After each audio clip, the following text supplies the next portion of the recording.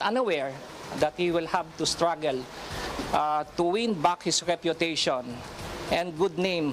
The son of Justice Secretary Boying Remulla is now a free man after a Las Piñas court ruled that he was not guilty of drug possession. Napasana all naman ang ilang dati at kasalukuyang mambabatas sa bilis ng pagkakaresolba sa kaso ng Batang Remulla. Ng bagong alyansang makabayan, Secretary General Renato Reyes hopes that the swift service of justice can likewise be extended to ordinary Filipinos. It is very clear from the prosecution's evidence that Joey Remulla is not the importer of this dangerous drug. Doon po mismo sa mga affidavit of arrest, sa testimony mismo ng mga PDEA agent, inamin nila na nang dumating yung parcel sa bahay ni Mr. Remulla, sinabi niya, hindi ko ina-expect yan. The son of Justice Secretary Boying Remulla is now a free man, and only after 75 days of trial, a Las Piñas court has acquitted Juanito Jose Remulla III of dangerous drugs possession. The court now noted lapses in the law enforcement and prosecution side, including the handling of seized evidence. We discussed this case in tonight's episode of The Chiefs.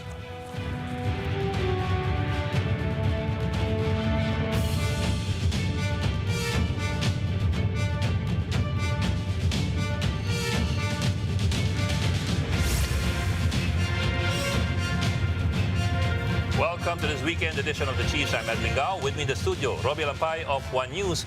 And we have online Ana Marie Pamintuan, the editor-in-chief of the Philippine Star. And I think Lucy Cruz Valdez is not joining us tonight. Good evening. Good evening. And happy weekend. Happy weekend. Yeah. What's our... why am I asking the big story tonight? We have so many big stories. Actually, we have so many big stories today for Friday. Among other things, of course, we just talked about it sa intro.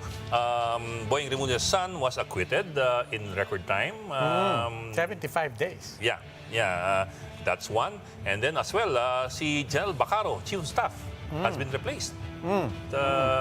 Bumalik si Centino. Oo. That's unusual. Kanina sa airport, si President Marcos, in-inspection nga yung and he apologized for that New Year's Day disaster. Sinabi niya, humingi tayo ng paumanhin sa lahat ng naabala. He acknowledged yung pagdurusa, lalo na mga kababayan nating OFW, na sabi niya nga na pati yung bakasyon nyo na very precious days na bawasan pa. Pero itong malaking storya talaga, we'll be talking about it. Ito yung nangyari kay sa anak ni Justice Secretary Remulla. And kita nyo naman, a lot of reactions are not even about the decision per se. But really, one of the things that people ask is, parang ang bilis, di ba? Sana all, at dami nagsabi. Sana all. And yeah, well, the speed and as well as yung the reasons behind the acquittal, very interesting and we'd want to talk more about this, especially at length. So we'll just go into a break, so please stay with us.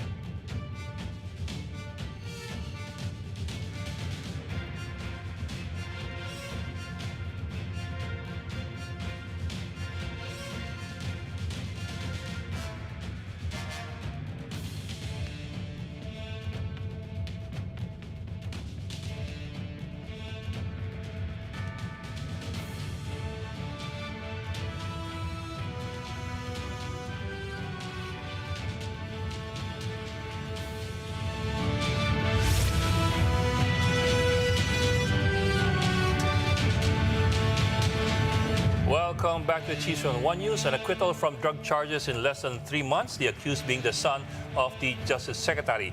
What's the winning strategy of the defense? We ask Attorney Perlito Campanilla, one of the lawyers, to Juanito Jose Remulla III. Sir, magandang gabi, Attorney Campanilla, and welcome to the Chiefs. Evening, sir. Can you hear us? Magandang gabi po. Magandang gabi po, Sir Ed, Ma'am Ami, Sir Robbie. Dati nanonood lang po ako ng The Chief Ngayon nandito na ako. So it's really not only pleasure but it gives me great honor to be with you, distinguished August members of this TV show. Okay lang yan, sir. Hindi kami nanonood ng The Chiefs Joke lang yun, sir. And sir, let me, of course, the most obvious question. We have many questions pero the most obvious question, of course, is yung bilis ng kaso. Na hinuli po siya ng October 11. I'm talking about, of course, the son of Secretary Remulla, si Juanito Remulla III. And January 6, acquitted na po. Now, I understand in some of your previous interviews, you talked about availing of the concept of a continuous trial. And as early as, I think, 2017, may bagong circular ang Supreme Court on that. Pero, in effect, bale po, what is it with continuous trial? And who can avail of it? Kasi ang daming mga kasong nakabinbin at tumatagal, pero may mga kasong ambibilis, kaya nito. For example, yung kaso ni Laila de Lima, maglilimang taon na mahigit. Pero hindi umaandar. Pero samantalang ito, ang bilis. Ano po yung baling ano? Ano yung mga parameter? Yung continuous trial actually is enshrined under the 2017 Supreme Court guidelines na sinasabi nga for drug cases dapat matapos yan within 75 days. Actually, this is just a reiteration of what is provided under Section 90 of Republic Act 9165 na 75 days lang talaga pag drug cases ang pinag-uusapan. Ngayon, yan ho na-extend lang yan kung i-waive nung accused yung kanyang right to a continuous trial. Kung hindi niya ho i-waive yan at hindi ho sundin niya nung judge, magkakaroon ho siya ng administrative sanction. Kasi hindi lang ho yan batas, yan po ay Supreme Court guidelines. Hindi lang ho siguro na-highlight. Marami rin po talaga nag-a-avail niyan. Depende ho sa legal strategy ng lawyer. Kung halimbawang tingin nyo, mas beneficial na padaliin nyo, just like in our case, because we really believe that the prosecution is a very weak case and that our client is, ang conviction ng namin talagang he's really innocent. So pinustuho namin yung continuous trial. But for some other cases, hindi ho namin alam kung ano ang legal strategy ng mga lawyers na nag-handle ng mga kasong yun, kaya ba tumatagal. Ibig sabihin, kaya ho tumagal yan dahil hindi nila winade yung kanilang continuous trial right under the guidelines and under the law. Pag hindi nyo, hindi nyo yan inabail, wala ho yan. Yung iba ho naman talaga hindi nag-a-avail. For one reason or another. Because siguro sabi nila, mas beneficial kung patatagalin nila yung kaso that will give them more time to prepare, to gather more evidence, to prepare their witnesses. Legal strategy ho ng lawyer yan. You're saying, sir, you're saying, attorney, it is a right. It is not an option lang. It is a right actually that you may or may not waive. In other words, barring anything else, barring as long as you don't waive it, therefore it's supposed to be mandatory. Yes, sir. Totoo po yan. Under the law, 30 days ang binigay sa prosecution to present their evidence. The defense is given 30 days to present their defense evidence. And then the judge actually has only 15 days upon the submission of the case for resolution by both parties. Kaya total ho 75 days. In our case, medyo mas kakonti nga ho Kasi binigyan kami ng 30 days pero isang witness lang naman ho ang ipinresenta namin. Kaya hindi ho namin na-consume yung 30 days. So you're saying yung responsibility for continuous trial lies in the judge. Kasi sabi niyo kung hindi i-waive. Kasi nabanggit na rin lang ni Ed, si former Senator Laila de Lima, siya sa former Justice Secretary. At marami nang nag-recount against her, yung mga witnesses against her. So mukha naman siguro mukha namang hindi niya i-waive yung continuous trial in her case. Nagtataka lang naman ng mga tao, would you have any explanation for that, yung ganung kaso? I do not want to speculate, Ma'am Ami, kung ano strategy ng mga lawyers niya during that time na pinoprosecute si Senator De Lima under the Duterte administration. Kung bakit hindi nila in-avail ang continuous trial. Hindi ko alam. I do not want to guess. Panghuhula ho ako. So far as we are concerned, hindi ho namin winning. Sa mga iba, hindi ho namin alam. Hindi ho kami makakapag-comment doon. Attorney Campanilla, I won't ask you to speculate on other cases. I mean, to be fair, we do acknowledge you are speaking here as lawyer for Mr. Remulla specifically. But let me ask you, just as an officer of the court, as a member of the bar, naintindihan niyo po ba kung saan nanggagaling yung hugot ng mga tao ngayon? When they say na never mind Secretary De Lima, but libo-libong mga taong nasa preso, na yung iba hindi man lang umaabot sa, wala pa nga silang kaso. Yung iba hindi pa nga nasasampahan, much less get to the first day of trial. Naintindihan niyo po ba yung hugot ng tao when they say sana all? When they say, bakit yung anak ng Justice Secretary napakabilis samantalang meron kaming mga kilala, meron kaming alam, meron kaming nababasa, meron kaming kamag-anak, nasa preso taon-taon na.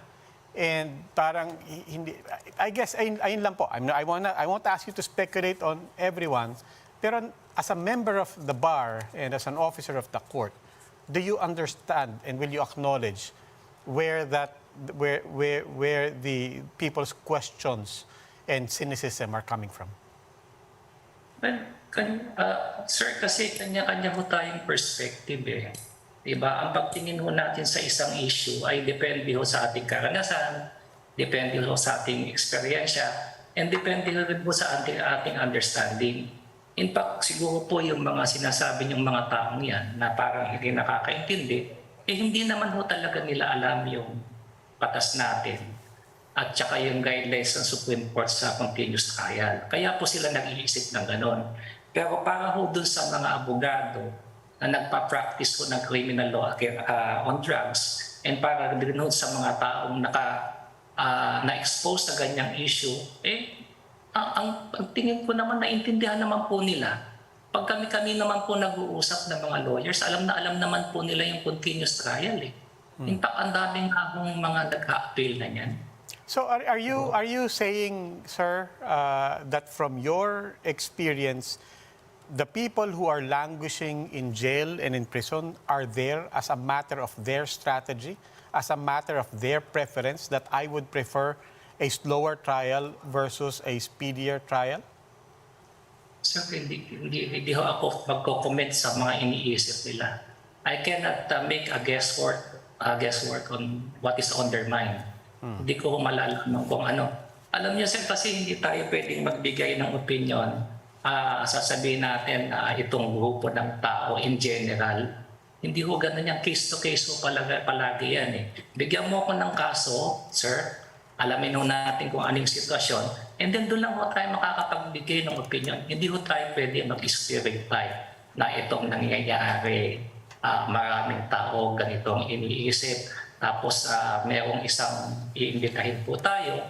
O kung ako nga po yun, magpo-comment ako bakit gano'n yung iniisip ng ganito karaming tao. Parang napakahirap po gawin namin sa amin yan, sir. Sige, attorney, pag-usapan na lang natin yung legal strategy nyo.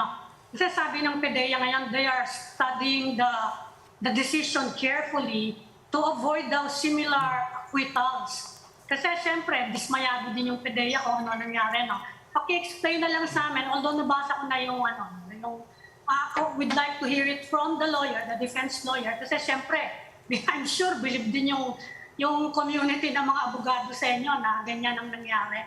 Siguro you can explain to us kung paano nangyari, kung bakit ganon nga ang kinalabasan ng judgment ng case.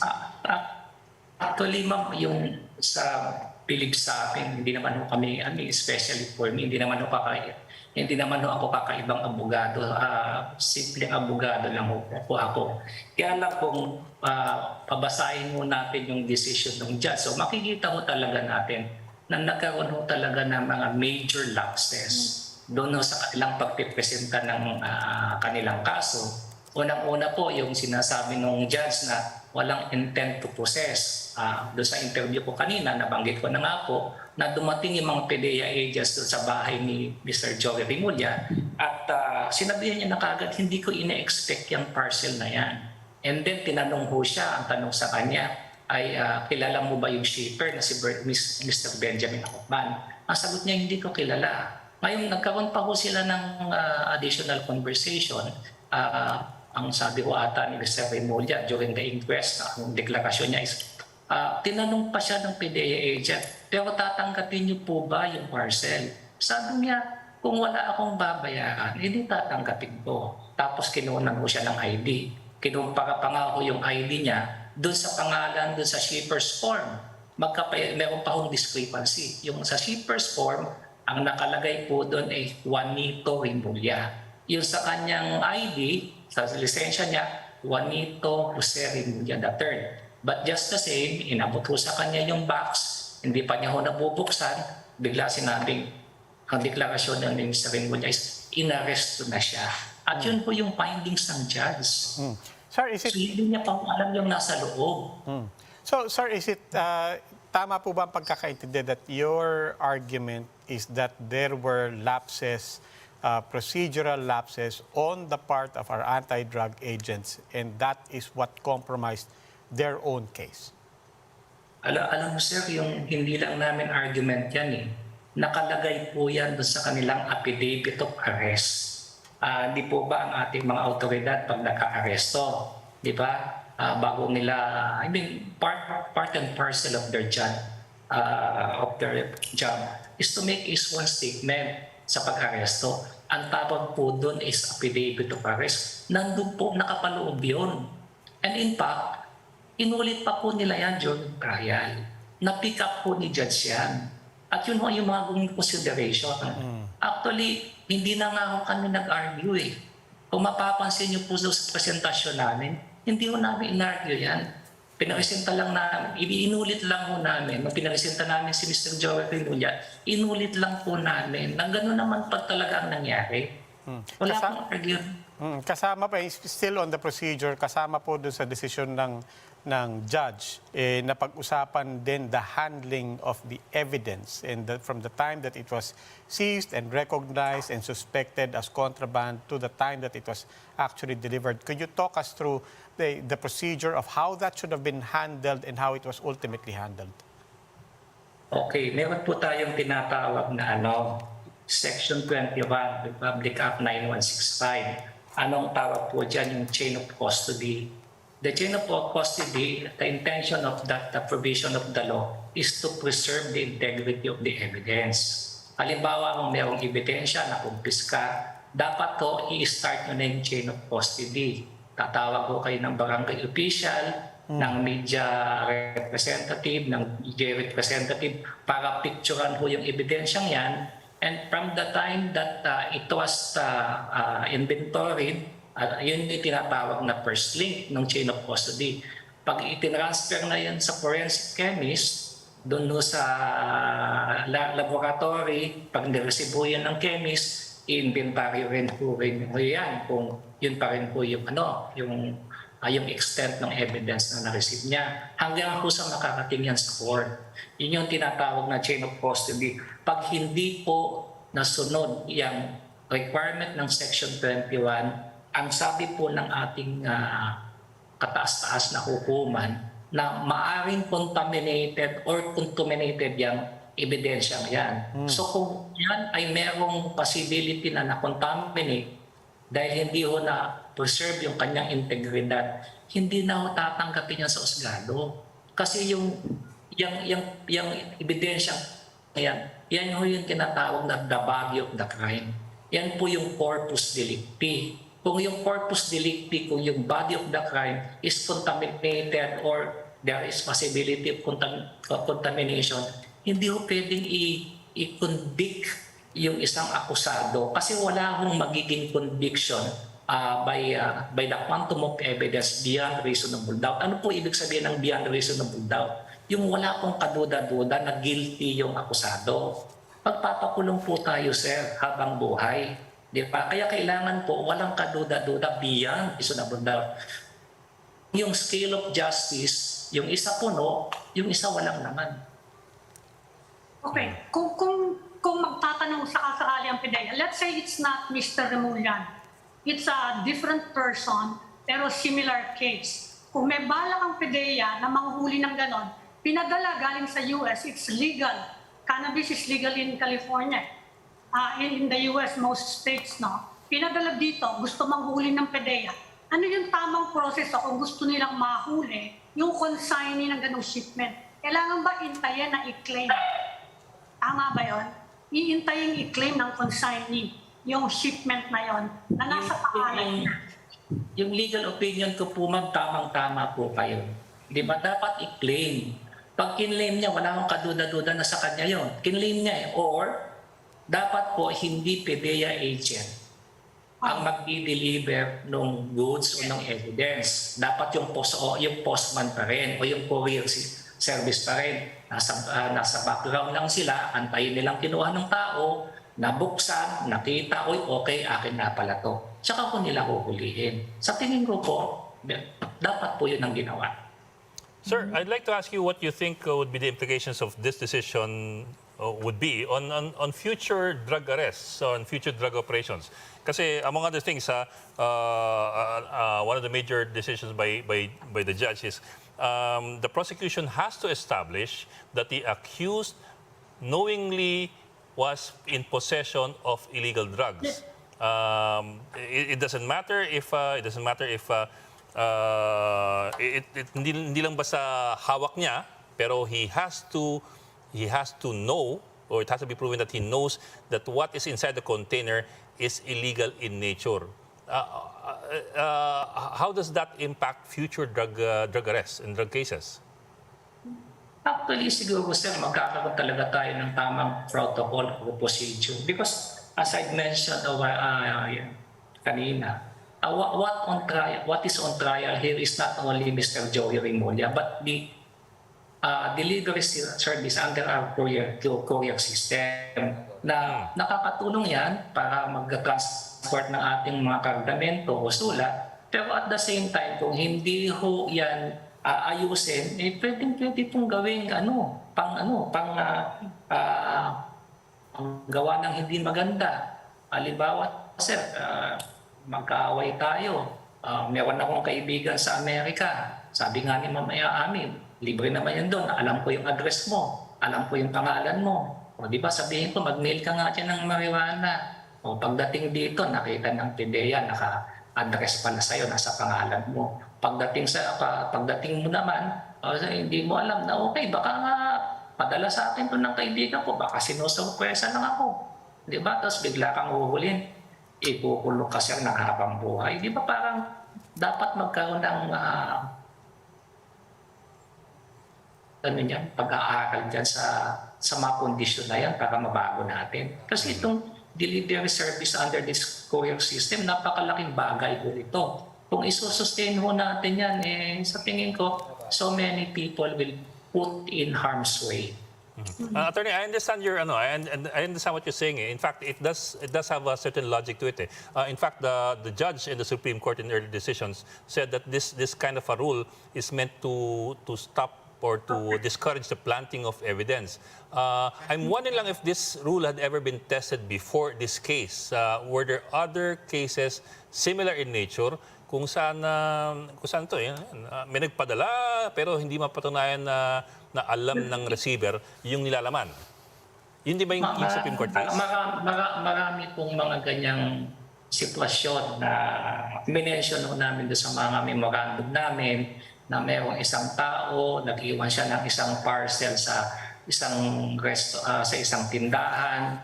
Pagkatapos hindi niya napalikan, mamaya dumating na yung pulis. Bigla niya inaresto yung may-ari ng tindahan dahil nga nandun yung parcel. Sabi niya, hindi ko nga alam kung nandun yan. Meron naman yung nagpa-deliver naman ng driver naman siya. Sinabi, i-deliver mo itong parcel na to sa isang address, sa isang tao. Hindi rin niya alam kung ano yung pinapa-deliver sa kanya. Pagdating ko siya, inaresto. So, all of these cases we have mentioned in our memorandum na nakalagay po talaga na kung hindi mo alam yung nakalagay dyan sa loob ng ebidensyang yan, walang intent to possess. Okay. In the meantime, sir, balik lang po natin kay Mr. Remulla. Where is he right now? At saka ano po ang plano niya ngayon? On the one hand, given that if the theory is that there were lapses on the part of PIDEA at nalagay siya sa alanganin dahil sa pagkukulang kung di man kapalpakan ng PIDEA, ano pong balak niya ngayon? And for that matter, any other pending cases against him? Yung unang ano niyo po, yung unang question niyo kung anong ginagawa niya ngayon, anong balak niya. Well, I'm sure right now nagsi-celebrate siya together with his loved ones at nagpapasalamat siya dahil nakaligtas siya sa sigalot na to. Di po ba? Ngayon doon sa mga yung sinasabi niyo naman yung about the pending case, sir, if you're referring to the legal importation case na isang pa sa piskalya sa Pasay, di ba? Ano po yan? As of today, kanina, chinek po namin, wala pa akong warrant of arrest na ini-issue sa kanya. And ang legal opinion ko po, dapat na rin po yung ma-dismiss. Dahil kasi po, yung element ng importation, one of the element is possession. So kung wala akong possession, wala akong importation. Sinabi na nga ako kanina na acquitted siya dito sa possession case. So I think that should already be outrightly dismissed. Meron po tayong tinatawag na single offense rule. Ano po yun? Na in one offense dapat isa lang ang charge, especially kung may elements na nag-i-interlock. Dahil may elements na nag-i-interlock at yung elements na yun is already watered down, in this present case, dapat po automatic po yun na pa-dismiss na rin po. Sundutin ko lang po, is he planning any action against the PIDEA? Wala pa ho kami doon sa punto na yon. In fact, we would also, maraming nag-misquote sa amin na parang we're already pinning the PIDEA on this. Sa amin po, nag-concentrate po kasi kami doon sa trial para po talagang maibsan yung paghihirap niya sa loob ng kulungan. Wala pa po kami doon sa puntong para nag-decide po kami kung aalamin ba namin kung sino ang mastermind dito, sino ba talaga yung ano. Siguro, pag makalipas lang po yung mga ilang panahon kasi nag-concentrate ko talaga kami. Baka dumating po kami sa puntong yon. Kung sabihin mo sa amin ng kliyente namin na imbestigahan, i-imbestigahan mo namin. But of course, in fairness naman po, ayaw rin po namin husgahan at this very early stage yung PIDEA kasi we also would like to give them the benefit of the doubt. Yung presumption of regularity of the performance of official function. Diba? So happen lang na kasi sila yung complainant. Marami pong mga i-consider dyan, sir. Para sabi kami na dapat ganito gagawin namin. May mahabang proseso pa ho kaming gagawin para to arrive at that decision. Okay, maraming salamat ang ating abogado de Campanilla, literally. Nako, simpleng abogado lang po tayo. Attorney... Senator Rapid, nakikita ko sa screen po. Okay, Attorney Perlito Campanilla, abogado ni Juanito Jose Remulla III. Sir, maraming salamat for joining us tonight. Salamat po. Thank you po. And we are starting up another conversation after this break, so keep it here in One News.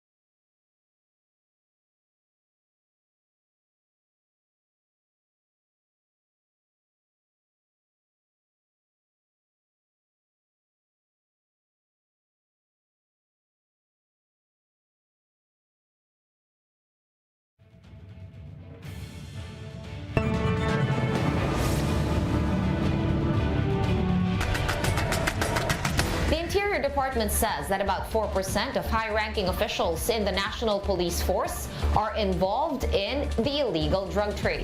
I'm appealing to them for the sake of honor for our country and for the sake of the integrity of the service. On your own, you do this. Okay. The word courtesy is just like semantics, but this is practically resignation. The Philippine National Police is still tallying how many from the ranks have already submitted their courtesy resignations. May mga nag-aalinlangan, subalit kahapon nga po during our PNP Command Conference po ay naipaliwanag po muli ng ating Chief PNP yung intensyon kung bakit kailangan natin gawin ito. We have to understand, Ma'am Cheryl, this is not only about ourselves, our career. Kasama dito yung matagal naming pinag-ingatan na serbisyo. Naniniwala rin si Pangulong Bongbong Marcos na malaking bahagi ng problema sa droga ang mga tiwaling pulis. Kaya naman suportado ng Pangulo ang panawagan ng DILG na maghain ng courtesy resignation ang mga opisyal ng PNP para sa gagawing internal cleansing.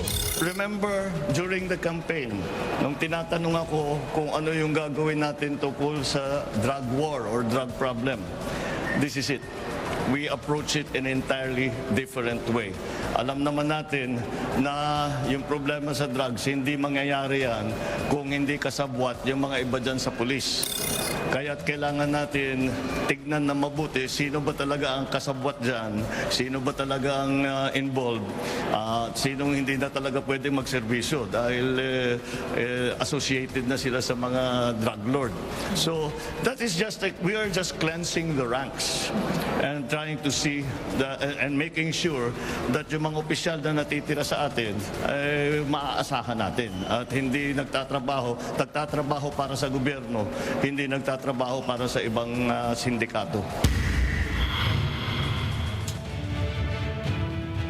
House cleaning at the Philippine National Police. Interior Secretary Benhur Abalos has asked more than 900 generals and colonels to submit their courtesy resignations.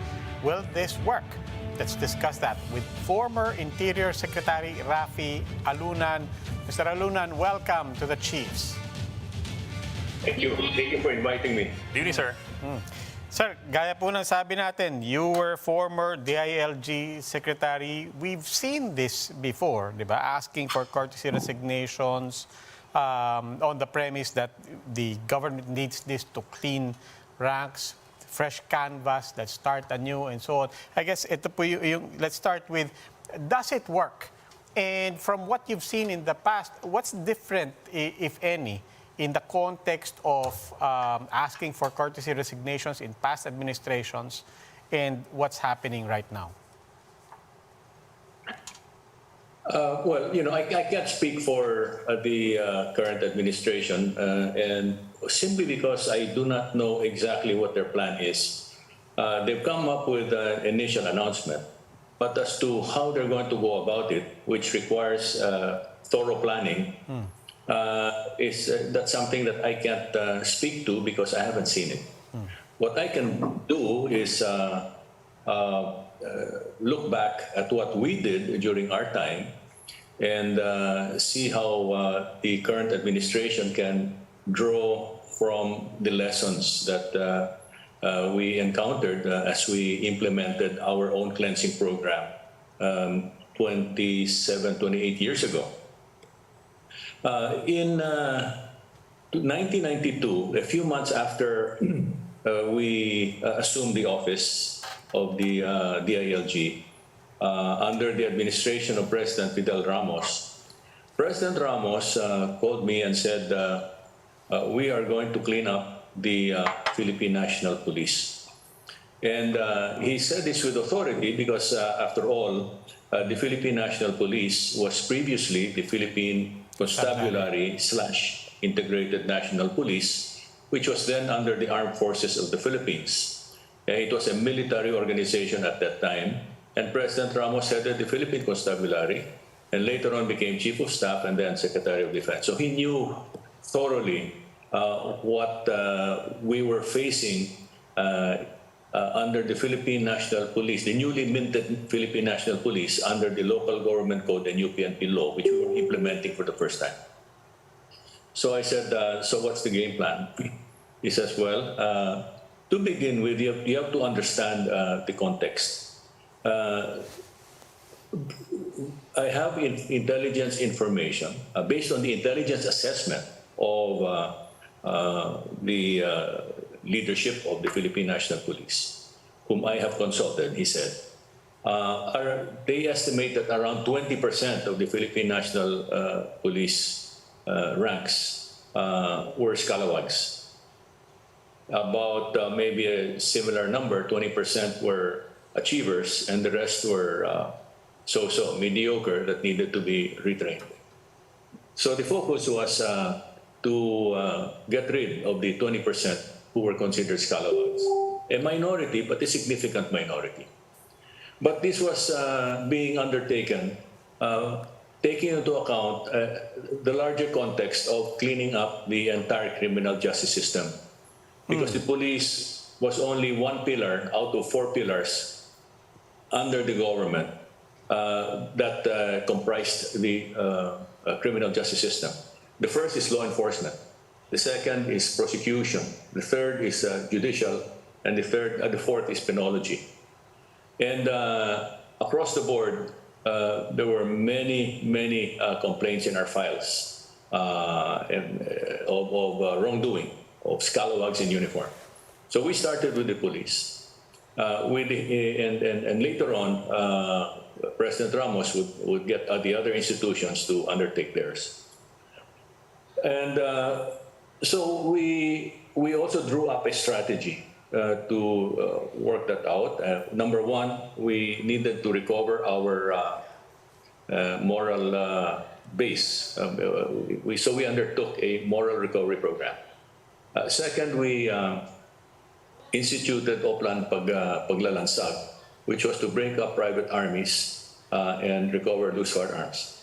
And by breaking up private armies, we would bring back many of our policemen who were moonlighting as enforcers of criminal syndicates and warlords. No? And then the third one was Oplan Pagbabago, which was designed to professionalize and modernize the Philippine National Police. Now, this is not a one-shot deal because you're dealing here with a deep-seated culture. You're dealing with totally different mindsets.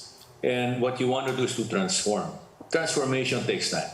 And we knew that whatever we would initiate and undertake during our term will have to be continued by succeeding administrations. Luckily, as I understand it, as of today, we still have, the Philippine National Police still has in place Oplan Pagbabago and Oplan Paglalansag. I may be wrong, but the last time I heard from PNP officials, those two Oplans were still in operation. Secretary. So, now, let me just say that when we undertook the program, it was not, we met with the command group, and this was in closed doors. This was a closed-door command conference. All the senior colonels and generals were there, about more than 350. And we told them that we would be undertaking an early retirement program. We were not asking for their courtesy resignations. Yes. We were telling them that we would be undertaking an early retirement program, and that we would be forming a 9-man committee, of which I would head as chairman of the NAPOLCOM and concurrently the ILG secretary, with 8 others who will be chosen from a list that they, the senior command, would recommend to President Ramos and to me as to who would be their judges. And they had to be men of proven integrity. So ultimately, we formed the 9-man committee, and my vice chairman was Secretary Renato de Villa.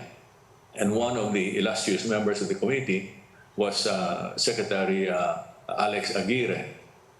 Both of them were previously heads of the Philippine National Police, the PCINP, and then later on became PC chief, as in the case of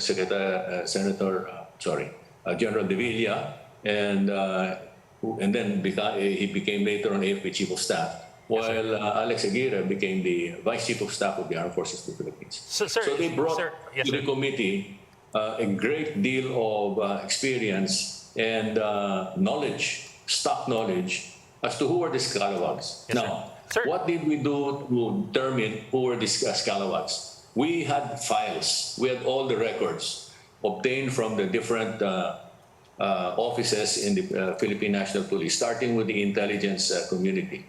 And these files were secured because this is what the committee studied. We pored over these records and we interviewed one-on-one all of the senior commanders until the end of the process, which took about 7 months, when finally we chose about 63 generals and colonels to be retired early. Okay. And Sir, during sir, that sir, period, yes, sir. everything was held behind closed doors. Sir, if I may, There was sir. no trial. Yes, sir. Sir, if I may, sir, but how are you able to ensure that the people you want to take out, because you have a list, a preliminary list of people that you think are scalawags, how do you ensure that the people you want to take out are the ones who opt for voluntary retirement? Kasi in the same way that in this case, it's all voluntary, hindi siya mandatory, so the people have the option not to go for it. No, it was not. We did not. They did not have the. They did not have the option to volunteer. We were the ones who chose. Also, Okay, we yes, sir. went through the records. Yes. Okay, we interviewed them one by one, and then on the basis of all of those interviews, okay, we arrived at the decision of choosing 63 senior officers, generals, and senior colonels to be retired early. We were the ones who made that decision. Secretary, I understand there were 194 who opted for voluntary retirement as well. Apart from the 63 who were recommended for retirement. Yeah. Yung 63 ba, yung 63, were cases filed against any of them? Kasi kung di ba, for cause? Were Yes, cases filed because against them? yes, we made it very clear to them that those that we will select for early retirement would not prejudice possible criminal prosecution against them. So yes, the answer was yes. We were able to, we prosecuted a number of them. What cases were filed? Administrative and criminal ba? What cases? Both. For what? Corruption? I don't know the details anymore. 28 years ago, but all I know, generally speaking, that we filed administrative and criminal charges against whoever. Mr. Alunan, we appreciate everything that you're sharing, all the insights and the lessons. But let me fast forward to a question right now. I have no doubt that your efforts then must have had some effect. I'm sure there were also unintended consequences. But let's focus, even if we were to focus on the reforms and what good it did, one basic question right now is, for all the reforms that were undertaken, why are we back to this situation right now? Or for that matter, why do we keep coming back? Why does every administration keep coming back to this problem of we have to deal with cleansing and cleaning the ranks of the Philippine National Police first? Well, because no single administration is a carbon copy of the previous one. We set the standard, we set the pace, we set the premises during our time. And what happened after that, based on our observation, was that it wasn't carried through. There was no follow-through. No? If there was, it wasn't in the same intensity. And shall we say, commitment and dedication. That is how we saw it, which is why Secretary Abalos is now faced with the same problem. Yeah. He has to contend with this, and I pity him.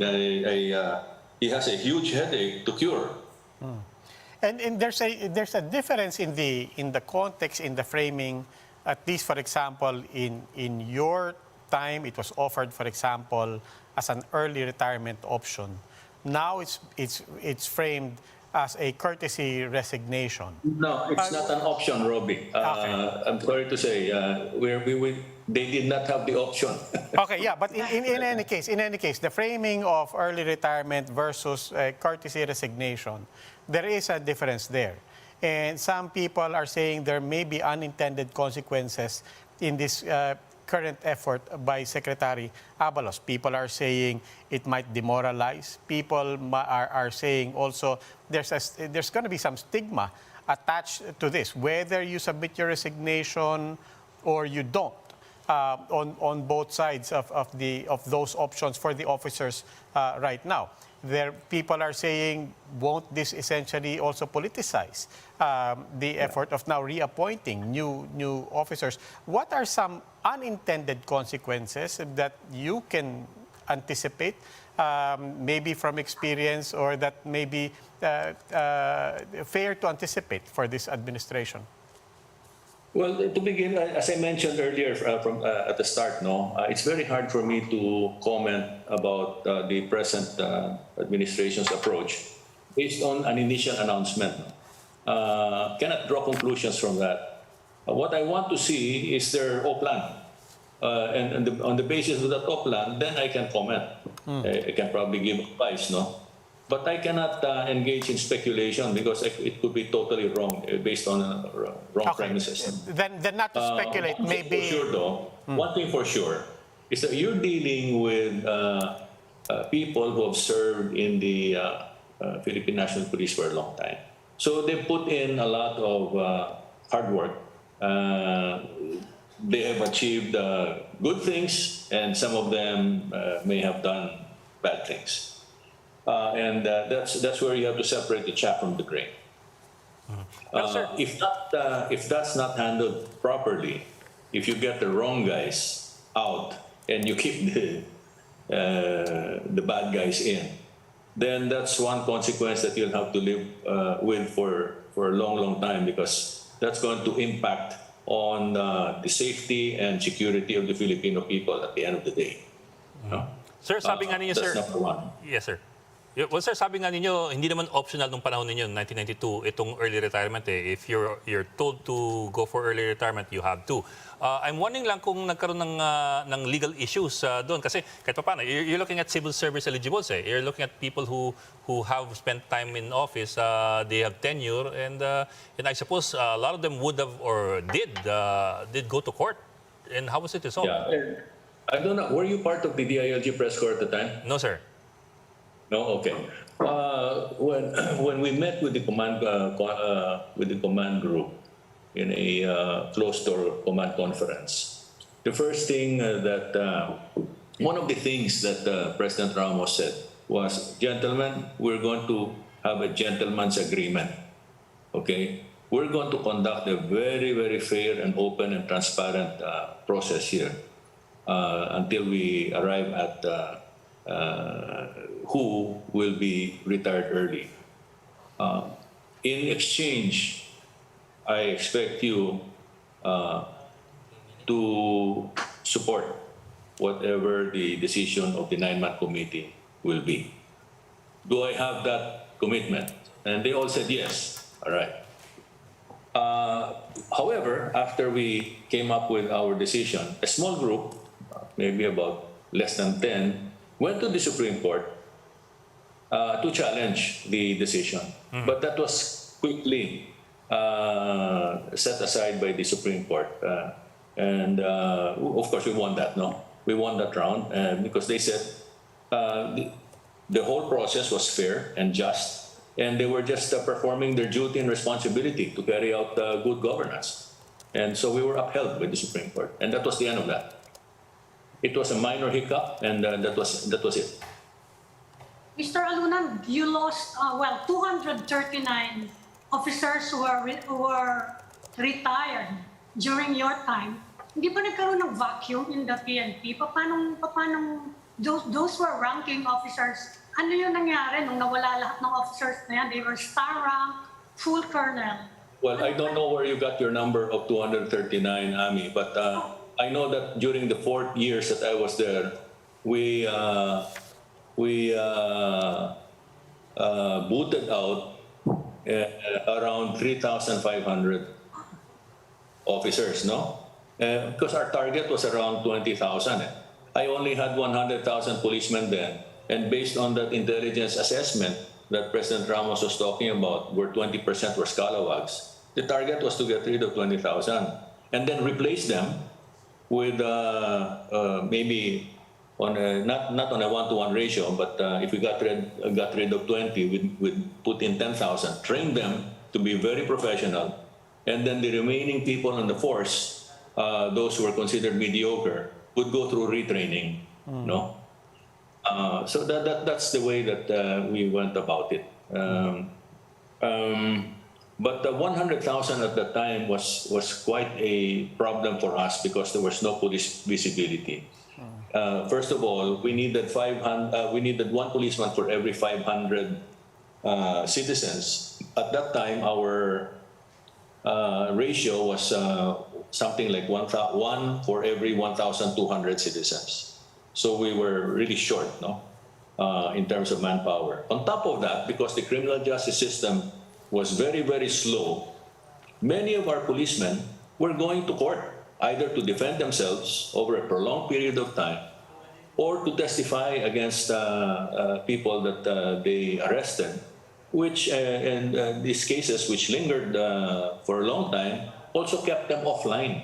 So that was one of the problems that we had. We had very low police visibility because the criminal justice system was very, very slow.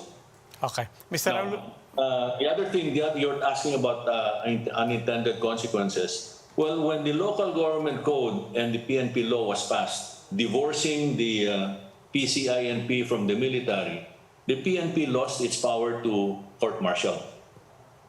Court-martial proceedings in the armed forces are very speedy. So, and they quickly clamp down on people who violate the Articles of War. In our case, we had to go through the civilian processes, and that's the one that took time, which is why by the time I left, 4 years after we started the program, we were only able to get rid of about 3,500. Okay. Short of 20,000, the 20,000 target that we were looking at. Across all ranks yun, ano? Yung 3,000 plus. That's across all ranks. Yes, all ranks. Yung binanggit ko kanina, yung 194 voluntary retirement and 63 force, puro officers yun. Oh, pero yung voluntary, not all of them were accepted naman eh. Yes. We only retired 63. Mr. Alunan, we're almost out of time. As you said, it's hard to comment for you on this current initiative because there's still a lot of details that you would like to see. As a last question na lang po, without asking you to comment on this, but maybe asking you, what are some questions in your mind and what are some things that you would say we, the media, the public, needs to look out for so that we can have good indicators of whether or not this program is trending in the right direction or is being handled in the proper way? Well, okay. No, I think you have to ask questions. It's a question of whether you're asking the right questions. I think at this point, what you should be asking is, what's the plan? Okay. The plan is not the first initial announcement. That's not a plan. That's just an expression of an intent, no? What they want to do. Secondly, perhaps the question, the other question you should ask is, are you just going to limit it to people who are involved in the drug trade? How about all the other policemen involved in other criminal activities? Will they be included in this or excluded? Number three, is this part of an overall effort by the incumbent administration to not only clean house in the PNP, but the entire criminal justice system? Because it's so difficult waging war against criminals of all kinds if your criminal justice system is not working. You gotta fix that first. Otherwise, pabalik-balik tayo. It will be a never-ending problem. And then I think another question that you need to ask is, are we putting the right people in the right place? people with the right mindset, with the right aptitude, with the right skill sets to be able to govern properly. No? These are the things that should be pursued. And finally, I think the other question that you should ask or continue to badger the incumbent administration is, what is your plan? What is the coverage? What is the scope of your plan? And what's your time frame? By the way, people love to ask always, what's the deadline? No, there's no deadline to this. This is a continuing thing. This will extend beyond this incumbent administration's term of office, because leadership and management, the quality of leadership and management changes through time. There are ups and downs, twists and turns, and therefore you'll always be dealing with all kinds of people who will either go with the flow or go against it, disobey, obey. So you're dealing with the human factor here, the human condition, and you cannot expect any single administration to say, all right, we start today and tomorrow this will end. Or give it a deadline and by that time things are going to be okay. There's no such thing. Well, Mr. Alunan, maraming salamat po. Thank you, sir. Thank you. Thank you. Rafael Alunan, of course, is former DILG Secretary. And that is all we have for the Chiefs in this episode. We hope it was discussed. We'll keep the conversation going. Ako po si Robbie Alampay. I'm Ami Pamintuan of the Philippine Star. I'm Ed Lingao. We are One News, all sides, all the time.